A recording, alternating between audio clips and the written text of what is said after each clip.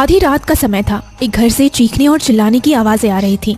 छोड़ दीजिए, भगवान के लिए माँ जी, आप दोनों मेरे साथ ऐसा नहीं कर सकते। देखिए मेरा बेटा कितना रो रहा है, अब तो तरस खाइए, आपका भी बेटा है। नहीं, मैं तुम दोनों को अपने पास नहीं रख सकता हूँ। माँ, इन दोनों को बाहर ले चलो और पीछे वाली झोपड़ी में बंद कर देते हैं। किसी को पता भी नहीं चलेगा।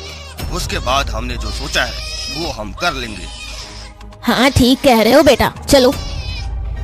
दोनों माँ बेटा जूही और उसके छोटे बच्चे रूमी को घसीटते हुए घर के बाहर ले जाते हैं और पीछे वाली पुरानी झोपड़ी में बंद कर देते हैं।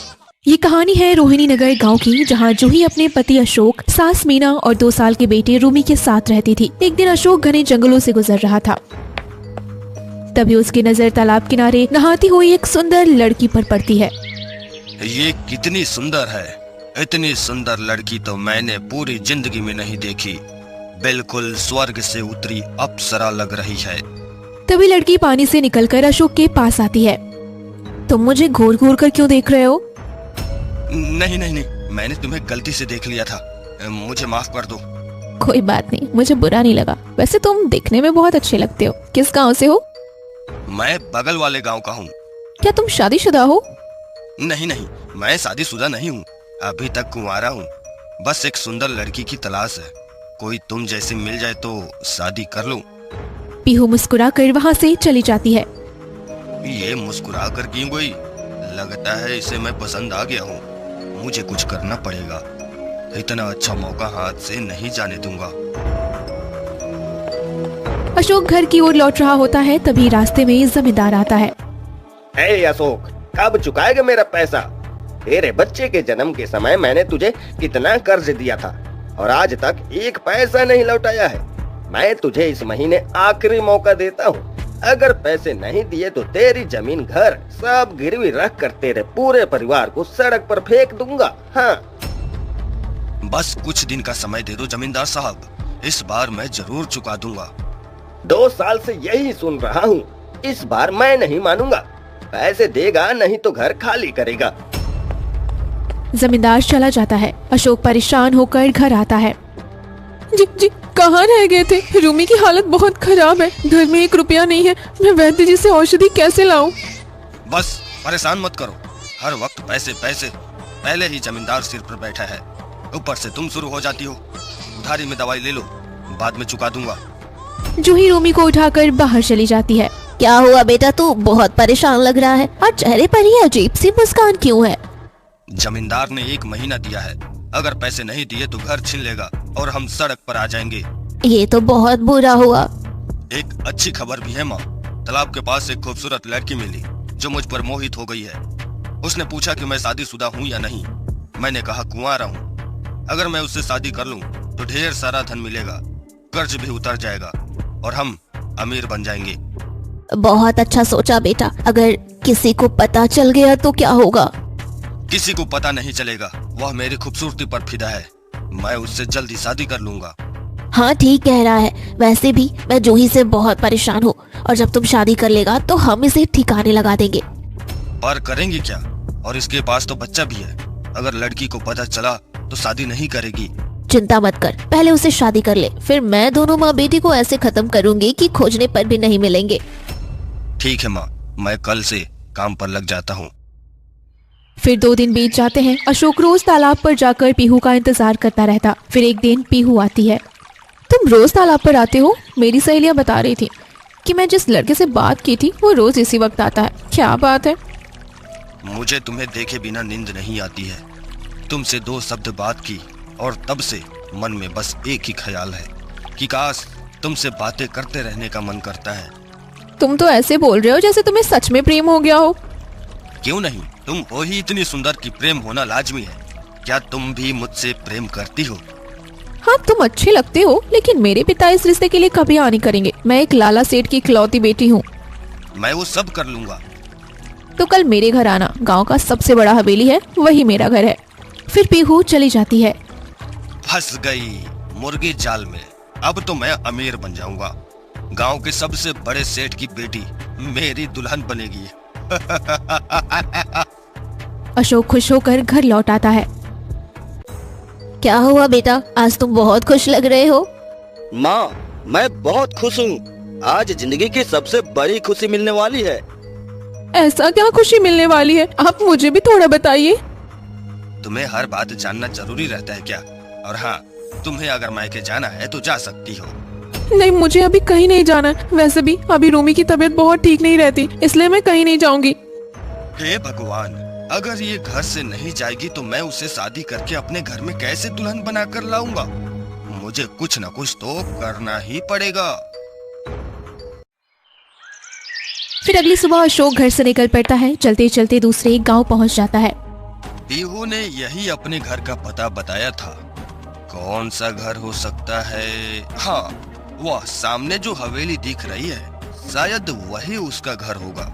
पर मुझे ऐसा कुछ करना होगा जिससे उसके पिताजी देखते ही मुझसे खुश हो जाए।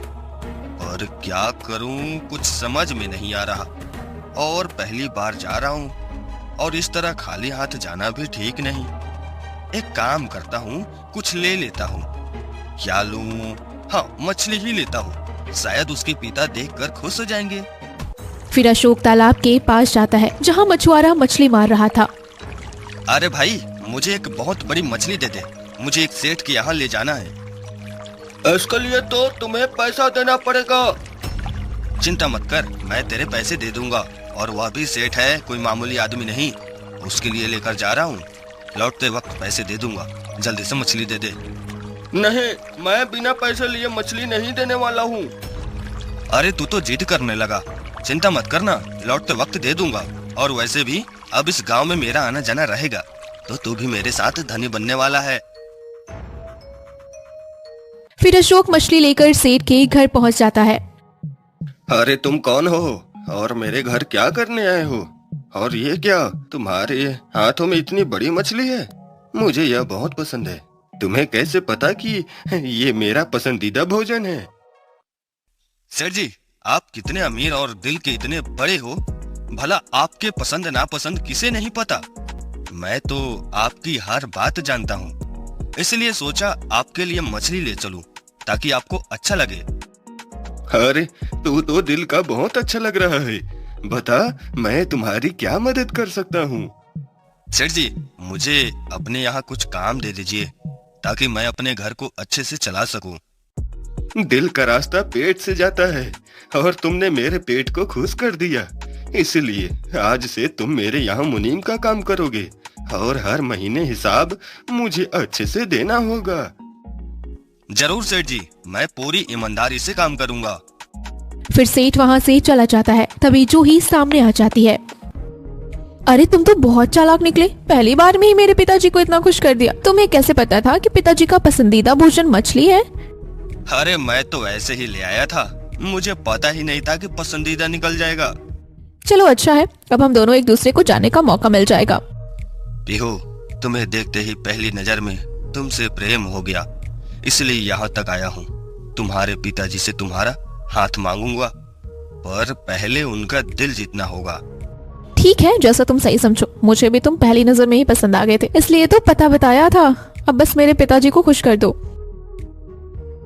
कुछ समय गुजरता है। अशोक पूरी मेहनत और ईमानदारी से सेठ के यहाँ काम करने लगता है और धीरे धीरे सेठ का भी भरोसा बढ़ जाता है और पीहू और अशोक के बीच प्रेम भी बढ़ने लगता है। देखो अशोक, अब वक्त हो गया, पिताजी से बात करो, वो तुम्हारी हर वक्त तारीफ करते रहते हैं। अभी कोई मौका ही नहीं मिला, सीधे पूछ लिया तो मैं मजदूर हूँ। तुम्हारे पिताजी इतने बड़े सेठ हैं, वो कभी हाँ नहीं करेंगे। इतने में हरिया भागते हुए आता है। पीहू बिटिया, तुम्हारे पिताजी को दिल का दौरा पड़ा है। जल्दी से जंगल से नीलम पौधे की जड़ी बूटी लानी होगी, नहीं तो मुश्किल हो जाएगी। कौन जाएगा? मैं यही देखभाल करूँगा। मैं लाकर देता हूँ। लेकिन उधर जंगली जानवर है, तुम्हारी जान को खतरा हो सकता है। तुम्हारे पिताजी अभी सबसे जरूरी है। फिर अशोक भागकर जंगल पहुंचता है। यहाँ तो कितने सारे पौधे हैं, अब इनमें से असली औषधि कौन है समझ नहीं आ रहा। एक काम करता हूँ, सारे तोड़ लेता हूँ, जो होगा काम आ जाएगा। अशोक सारे पौधे लेकर लौटता है। तुम इतना सारा क्यों ले आए? मुझे नहीं पता कौन सा असली है और कौन नहीं, इसलिए सब ले आया, कहीं वक्त बर्बाद ना हो जाए। हाँ, यही वाला है, जल्दी से दे दो। फिर हरिया रस निचोड़कर सेठ को पिलाता है। तभी थोड़ी देर में सेठ को होश आ जाता है। अरे बाल बाल बच गया। मुझे क्या हो गया था? मुझे तो कुछ भी समझ में नहीं आ रहा है। सेठ जी, आपकी जान इसने बचाया है। अगर यह सही वक्त पर आपको दवाई न देता तो आज बहुत बड़ा नुकसान हो सकता था। अरे अशोक, तुमने तो आज मेरी जिंदगी बचा ली। 1 महीने से तुम मेरे यहाँ काम कर रहे हो। तुम दिल से बहुत अच्छे हो। बताओ, मैं तुम्हारी हर ख्वाहिश पूरी करना चाहता हूँ। बताओ, क्या इच्छा है तुम्हारी? यही सही मौका है। पीहू का हाथ मांग ले अशोक, जल्दी बोल, वरना देर हो जाएगी। सेठ जी, मैं अपनी माँ के साथ रहता हूँ। मेरा इस दुनिया में और कोई नहीं है। लेकिन आपको देखकर मुझे अपने पिता की कमी महसूस नहीं होती। अगर आप बुरा न माने तो मैं हमेशा आपके साथ रहकर आपकी सेवा करना चाहता हूँ, एक बेटे की तरह। अरे, तुमने तो बहुत बड़ा दिल दिखाया है और 1 महीने में मैं तुम्हें अपने बेटे जैसा भी मानने लगा हूँ। इसलिए मैं अपनी पीहू बिटिया का हाथ तुम्हें देना चाहता हूँ और तुम्हारी शादी धूमधाम से करवाना चाहता हूँ। अब खुश हो जाओ। अरे, ये बुढ़ा तो मेरे मन की बात बोल दिया। नहले पर दहला। अब तो जिंदगी मजे से कटेगी। अरे, कुछ बोल क्यों नहीं रहे हो? सेठ जी, आपकी बेटी इतनी बड़े घर की और मैं गरीब आदमी, क्या वह मेरे साथ शादी करेगी? मेरी बेटी बहुत समझदार है। वह मेरी बात कभी नहीं टालेगी। शादी के लिए वो जरूर हाँ बोलेगी। तुम बस हाँ करो। और वैसे भी तुम गरीब हो तो क्या हुआ, हमारे पास तो किसी चीज की कमी नहीं है ना। बस एक नेक और ईमानदार व्यक्ति की ही जरूरत थी। फिर मुझे कोई दिक्कत नहीं है, मैं शादी के लिए तैयार हूँ। ठीक है, तो मैं कल ही तुम दोनों की धूमधाम से शादी करवा दूंगा। तुम अपनी माँ को लेकर यहाँ आ जाना। ठीक है सेठ जी, मैं अभी अपनी माँ को यह खुशखबरी सुनाने जा रहा हूँ। फिर अशोक खुशी के मारे घर वापस लौट रहा था कि तभी पीहू चुपके से वहाँ आ जाती है। अशोक, तुमने क्या जादू कर दिया मेरे पिताजी पे? वो तो तुम्हारे दीवाने ही बन गए हैं। बिना किसी फिक्र के हमारा रिश्ता भी पक्का हो गया। अब बस जल्दी से अपनी माँ को लेकर आ जाना ताकि हम शादी कर सकें। हाँ पीहू, हमने बहुत पापड़ बेले हैं तुम्हारे पिताजी को मनाने के लिए। अब उन्होंने हाँ कर दिया है। मैं कल ही अपनी माँ को लेकर आऊंगा। फिर अशोक घर पहुंचता है। माँ, सेठ ने हाँ कर दी। अपनी बेटी से खुद शादी करवा रहे हैं और सारी दौलत भी हमारे नाम हो जाएगी। और ये जूही पता नहीं कहाँ गई, दिखाई नहीं दे रही है। मैं जानती थी तू इसी में लगा हुआ है, इसलिए मैंने उसे पहले ही बहाना बनाकर मायके भेज दिया। अब बता आगे क्या करना है? माँ, सेठ कल ही शादी करने वाले हैं, इसलिए हम दोनों साथ जाएंगे और शादी करेंगे। अरे ये तो बहुत खुशी की बात है। और वो सेठ पैसे वाला है ना? माँ, उसकी एक ही बेटी है, बड़ा हवेली वाला है, बहुत धन दौलत है और शादी होते ही सब मेरा हो जाएगा और मैं राजा की तरह जीऊंगा। बेटा तूने बहुत अच्छा सोचा। चल अब जल्दी तैयारी करते हैं। फिर दोनों माँ बेटी अगली सुबह होते ही दूसरे गांव के लिए निकल पड़ते हैं और सेठ के घर पहुंच जाते हैं। अच्छा अशोक, ये तुम्हारी माँ है? हाँ, हम दोनों माँ बेटे हैं। और मुझे पहले बड़ी हैरानी हुई थी कि आप अपनी बेटी का हाथ मेरे बेटे के हाथ में क्यों देना चाहते हैं। तुम्हारे बेटे के दिल की नेकी हम सब जानते हैं, इसलिए हम ऐसा कर रहे हैं। अब आए हो तो आज ही शादी करा देते हैं। फिर शादी की तैयारी होती है और देखते ही देखते दोनों की धूमधाम से शादी हो जाती है और अशोक पीहू को लेकर अपने गांव आ जाता है। अरे ये क्या, अशोक ये दुल्हन बनाकर किसे ले आया है? लगता है किसी सेठ की लड़की से शादी की है, लेकिन ये तो पहले से शादीशुदा था, फिर दूसरा शादी क्यों किया? लगता है इसने पहली पत्नी को छोड़ दिया होगा, इसलिए दूसरी शादी की। चलो चलकर जूही को बताते हैं, लेकिन उसे तो 10-15 दिनों से किसी ने देखा ही नहीं। लगता है वो छोड़कर चली गई होगी। गांव वाले बातें करने लगते हैं। वहीं अशोक अपने घर में प्रवेश करता है। तुम्हारा घर तो बहुत अच्छा लगा मुझे।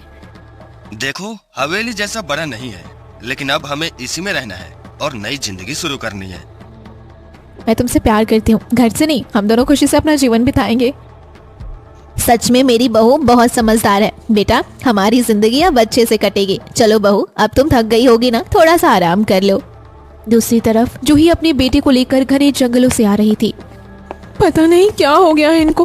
पूरे 15 दिनों से मैं मायके में हूँ और एक बार भी मुझे देखने नहीं है।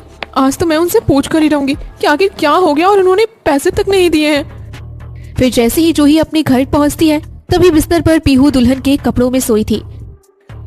ये क्या है? ये कौन है जी? और ये दुल्हन के कपड़े में आपके बिस्तर पर क्यों सोई हुई है? तभी अशोक जूही को हाथ पकड़ के बाहर लाता है। तुम यहाँ क्या कर रही हो? आप लोग क्या कर रहे हैं? आपने मुझे धोखा दिया। मुझे बिना बताए आपने उससे शादी की। क्यों किया? वो भी दूसरी शादी मेरी जिंदा रहते हुए। तुम जैसे भिखारी को मैं अब और अपने साथ नहीं रख सकता हूँ। तुम्हें जितना पैसा लेना है ले लो और मेरी जिंदगी से दूर चली जाओ। नहीं, मैं आपको नहीं छोड़ सकती हूँ। कम से कम आप अपनी बेटी का चेहरा तो देखिए। आप इसे कैसे भूल सकते हैं? मुझे किसी बेटे से मतलब नहीं है, मुझे बस धन कमाना है। अब जाओ यहाँ से, मैंने दूसरी शादी कर ली है। नहीं, मैं आपको इतनी आसानी से नहीं भूलने दूंगी। मैं नहीं जाऊंगी और मैं उसे सारी सच्चाई बता कर ही जाऊंगी। मैं आपकी पहली पत्नी हूँ और ये मेरा और आपका बेटा है, तो वो खुद ही आपको छोड़कर चली जाएगी। तो उसके पास जा पाएगी। मीना जूही को खींचने लगती है। इसे खींच कर ले चल और घर के पीछे वाले झोपड़ी में बंद कर देते हैं, जहाँ कोई आता जाता भी नहीं है। 2-3 दिनों तक बंद रहेगी तो इसका सारा अकल ठिकाने आ जाएगा। ठीक कहती हो, चलो चलते हैं। दोनों जूही को खींचते हुए ले जाते हैं। रूमी जोर जोर से रोता है। भगवान के लिए ऐसा मत करिए। देखिए हमारा बेटा कितना रो रहा है। रुक जाइए, ऐसा मत करिए। मीना और अशोक उसकी एक नहीं सुनते और झोपड़ी बंद कर देते हैं। ऐसे ही 2 दिन बीत जाते हैं। भगवान क्या करूं? 2 दिन हो गए, मेरे बच्चे को भूख लगी है और मैंने भी कुछ नहीं खाया, जिस वजह से मुझे दूध भी नहीं हो रहा है। दूसरी तरफ अशोक पीहू से कहता है, पीहू देखो, मुझे जमींदार को कर्ज देना था और मेरे पास अभी इतने पैसे नहीं है। अगर कुछ पैसे का इंतजाम हो जाता तो शायद मैं जमींदार का कर चुका देता। मैंने कुछ पैसे रखे हैं, आप वही पैसे ले जाकर जमींदार को दे दीजिए और पिताजी के पास मैं जाऊंगी तो और पैसे ले आऊंगी। मुझे माफ कर दो पीहू, मैं तुमसे पैसे मांग रहा हूँ, पर क्या करूँ, मैं मजबूर हूँ। कोई बात नहीं, हम दोनों पति पत्नी हैं, सुख दुख तो साथ में ही बिताएंगे। पीहू पैसे दे देती है और अशोक पैसे लेकर चला जाता है। मेरी लक्ष्मी बहू, हमेशा इसी तरह लक्ष्मी बरसाते रहो और खुश रहो। अब चलती हूँ, मुझे थोड़ा दूसरे गांव में काम है बेटा, तू थोड़ा ठीक से रहना। हाँ माँ जी, कोई बात नहीं, मैं ठीक से रहूंगी। मीना चली जाती है। पीहू घर के काम खत्म करके बैठती है, तभी रोने की आवाज आती है। अरे अभी यहाँ पर तो कोई भी नहीं है, फिर रोने की आवाज कहाँ से आ रही है? कहीं मैं कोई सपना तो नहीं देख रही हूँ। तभी दरवाजे पर महेश भाग कर आता है। अरे पीहू बहू, तुम यहाँ हो? मुझे तुमसे कुछ कहना है। आप कौन है? तुम पड़ोसी गांव के सेठ की बेटी हो ना? और मैं जानता हूँ इस अशोक ने तुम्हें फंसाया है। तुमने इससे शादी क्यों किया? तुम इसकी सच्चाई नहीं जानती हो क्या? कैसी सच्चाई? अरे ये पहले से ही शादीशुदा है, इसकी एक बीवी और एक बच्चा भी है। नहीं, ऐसा नहीं हो सकता, वो शादीशुदा नहीं हो सकता। महेश भागकर चला जाता है। पीहू रोने लगती है। तभी फिर से रोने की आवाज आती है। ये रोने की आवाज आ रही है, मुझे आज जाकर पता करना ही चाहिए कि ये आवाज कहाँ से आ रही है। पीहू आवाज का पीछा करते हुए झोपड़ी तक पहुंचती है। ये आवाज तो इस झोपड़ी से आ रही है, मुझे इसके अंदर देखना चाहिए। वो अंदर जाती है। जूही बेहोशी में जमीन पर पड़ी है और बच्चा रो रहा था। कौन हो तुम? और देखो तुम्हारा बच्चा बहुत रो रहा है, क्या हुआ? उठ जाओ। तुम कौन हो और मेरे पति कहाँ है? मुझे मेरे पति के पास जाना है, उसने मुझे धोखा दिया है, मैं उसे जिंदा नहीं छोड़ूंगी। तुम्हारा पति? तुम्हारे पति का क्या नाम है? मेरे पति का नाम अशोक है, उसने मुझे धोखा दिया है, मुझे यहाँ मरने के लिए छोड़ दिया और मेरा बच्चा 3 दिनों से भूखे है। कुछ खाने को दे दो वरना मेरा बच्चा मर जाएगा, दे दो कुछ। रुको, मैं तुम दोनों के लिए अभी कुछ खाने को लाती हूँ। पीहू भागकर घर से खाना लाती है और दोनों को देती है। दोनों खाना खाते हैं। मैं पीहू हूँ और अशोक ने मुझे भी धोखा दिया, मुझसे झूठ बोलकर उसने मुझसे शादी किया है। मुझे नहीं पता था कि तुम उसकी पत्नी हो और ये उनका बेटा है, फिर मैं कभी उससे शादी नहीं करती। वो हमेशा से पैसे के लालची थे, दोनों माँ बेटे, लेकिन इतना बड़ा षड्यंत्र रचेंगे मुझे नहीं पता था। उसकी माँ ने मुझे धोखे से मायके भेज दिया और फिर अशोक की दूसरी शादी करा दी। हमें ये शिकायत जाकर मुखिया जी से करनी होगी। हाँ तुम ठीक कहती हो, अभी चलते हैं। इतने में ही अशोक और मीना आ जाते हैं। तुम्हारी हिम्मत कैसे हुई? तुम इसके झोपड़ी में क्यों आई? चलो बाहर चलो। नहीं, तुमने मुझे धोखा दिया है। ये सच में जानकर पिताजी को बता दूंगी तुमने मुझे धोखा दिया है। तुम क्या बताओगी? चलो मैं तुम्हारे पिताजी को बताऊंगा और देखते हैं वो किसकी बातों पर विश्वास करते हैं। तुम दोनों माँ बेटे जो चाल चल रहे हो ना, वो कभी कामयाब नहीं होगा। रुक जाओ, अभी बताता हूँ। अशोक जूही को फिर से झोपड़ी में बंद कर देता है और पीहू का हाथ पकड़कर खींचने लगता है। छोड़ दो मुझे, ये तुम क्या कर रहे हो? छोड़ दो, जाने दो मुझे। जूही को तुमने बंद क्यों किया? अब हम तुम्हारे पिताजी के पास ही चलेंगे। चलो अब वहाँ। अशोक और मीना दोनों पीहू को जबरदस्ती खींचते हुए सेठ के पास ले जाते हैं। अरे क्या हो गया दामाद जी, आप मेरी बेटी को इस तरह क्यों खींच रहे हैं? क्या बताऊं सेठ जी, मैं आपकी बेटी से शादी किया, लेकिन यह मेरे गांव के मुखिया का बेटा रोहित के साथ भागी जा रही थी। मैं किसी तरह इसे पकड़कर आपके पास लाया हूँ। ये मेरी इज्जत पूरे गांव में उछाल कर रख दी है। नहीं पिताजी, ये झूठ बोल रहा है। मैं भाग नहीं रही थी, ये झूठ बोल रहा है। ये पहले से ही शादीशुदा है और इसने अपनी पत्नी और बच्ची को घर के पीछे वाली झोपड़ी में बंद करके रखा है और मुझे ये सच्चाई पता चल गई थी। ये मुझ पर झूठा कलंक लगा रहा है। बहू, मैं जानती हूँ कि तुम मुझसे सच्चा प्यार करती हो, लेकिन इसका ये मतलब नहीं कि तुम मेरे बेटे के चरित्र पर उंगली उठाओ। सेठ जी मैं बहुत खुश थी कि आप इतने महान व्यक्ति हो और इतने अच्छे संस्कार हैं, तो आपकी बेटी भी उतनी ही अच्छी संस्कार वाली होगी। लेकिन शादी के 10 दिन ही हुए हैं और इसने सारे गांव के कई लड़कों को अपने पीछे घुमाना शुरू कर दिया। इसलिए मैं आपकी बेटी को अपने घर में नहीं रख सकती। मुझे माफ कर दीजिए सेठ जी, चाहे इसके लिए आप हम दोनों माँ बेटे का सर ही क्यों ना कलम कर दे। पीहू, मैंने कभी सोचा नहीं था कि तुम मेरा सर झुका दोगी। मैं तुम्हें इतने लाड प्यार से पाला और अशोक इतना अच्छा इंसान है और उसकी माँ देवी समान। तुमने इन दोनों के साथ धोखा किया। आखिर तुमने ऐसा क्यों किया है पीहू? मैं तुम्हें जिंदा नहीं छोड़ूंगा। पिताजी, आप तो मेरे पिता हो ना, आपको मुझ पर विश्वास करना चाहिए ना। मैं सच बोल रही हूँ, ये दोनों माँ बेटे चाल चल रहे हैं, मुझे फंसाने की कोशिश कर रहे हैं पिताजी। इतने में हरिया आता है। हाँ सेठ जी, हमारी पीहू बिटिया तो शादी से पहले ऐसा नहीं थी। उसके बारे में फिर अचानक यह सब मुझे ठीक नहीं लग रहा है। मुझे लगता है पीहू बिटिया ठीक कह रही है। चुप हो जाइए हरिया काका, आपकी लाड प्यार की वजह से यह बिगड़ गई है। अगर आज इसकी माँ जिंदा होती तो शायद इसे सही संस्कार दे पाती और अच्छे बुरे की समझ होती। इसने मेरी नाक कटा दी, इसलिए आज मैं इसे जिंदा नहीं छोड़ूंगा। मैं इसे जान से मार दूंगा। और अशोक, तुम मेरा बेटा बनकर यहाँ रहोगे, क्योंकि ऐसे कलंक की बेटी को रखना मुझे बिल्कुल पसंद नहीं है। दूसरी तरफ जूही झोपड़ी को जोर जोर से धक्का मारती है। मुझे किसी भी तरह यहाँ से बाहर निकलना होगा, वरना वो लोग पता नहीं पीहू के साथ क्या करेंगे। मुझे बाहर जाना ही होगा। तभी महेश आता है और झोपड़ी में जाता है। जूही, मैंने देखा कि अशोक और उसकी माँ पीहू को उसके पिताजी के पास ले गए हैं, पर तुम जाओ जल्दी से बचा लो बेचारी को, वरना पता नहीं दोनों माँ बेटे क्या करेंगे। चिंता मत करिए काका, आपका बहुत बहुत धन्यवाद। आपने मुझे निकाल दिया झोपड़ी से। मैं अभी जाकर उन दोनों को सबक सिखाती हूँ। जूही अपने बेटे को लेकर भागती है। दूसरी तरफ सेठ, अब तुम जिंदा नहीं रह सकती हो। हरिया काका, मेरा तलवार लेकर आइए, उसी से मैं इसका सर अलग कर दूंगा, ताकि आइंदा कोई भी हमारे गांव की लड़की किसी गैर मर्द के बारे में सोचे भी नहीं। सेठ जी, आप इसे मत मारिए, इसने गलत किया है, लेकिन मैं सच्चा प्रेम करता था ना। सेठ तलवार लेकर पीहू को मारने ही वाला होता है कि तभी जूही अपने बेटे को लेकर आ जाती है। रुक जाइए सेठ जी, ये आप क्या कह रहे हैं? अरे ये कैसे आ गई? हे भगवान, पता ना हमारे साथ अब क्या होगा। माँ, ये यहाँ कैसे आ गई? हमारे सारे खेल बिगड़ जाएंगे। मैं तो ठीक से बंद किया था, फिर इसे किसने वहाँ से आजाद कर दिया? तुम कौन हो और यहाँ क्या कर रही हो? सेठ जी, मैं ही अशोक की पहली पत्नी हूँ और ये उसका बेटा जो 2 साल का है। इन लोगों ने झूठ बोलकर आपकी बेटी से शादी किया था ताकि आपका धन दौलत को हथिया सके, और मुझे घर के पीछे झोपड़ी में बंद करके छोड़ दिया था। वो तो आपकी बेटी ने मुझे देख लिया और मुझे बचा लिया। हाँ पिताजी, यही है। यही मैं आपको बताना चाहती थी कि इन दोनों माँ बेटे ने इसके साथ और मेरे साथ बहुत गलत किया है। तुम्हारी हिम्मत कैसे हुई? तुमने 2 जिंदगियां बर्बाद की। तुम्हें तो मैं जिंदा नहीं छोड़ूंगा। नहीं, मुझे छोड़ दीजिए सेठ जी, मुझसे गलती हो गया, मुझे माफ कर दीजिए। मैं अब ऐसा कभी नहीं करूंगा। सेठ जी, मैंने कहा था ना, हमारी पीहू बिटिया कभी कोई गलत कदम नहीं उठाती। यानी कि इन दोनों ने इतना घटिया चाल चलाया, इसे सजा मिलनी चाहिए।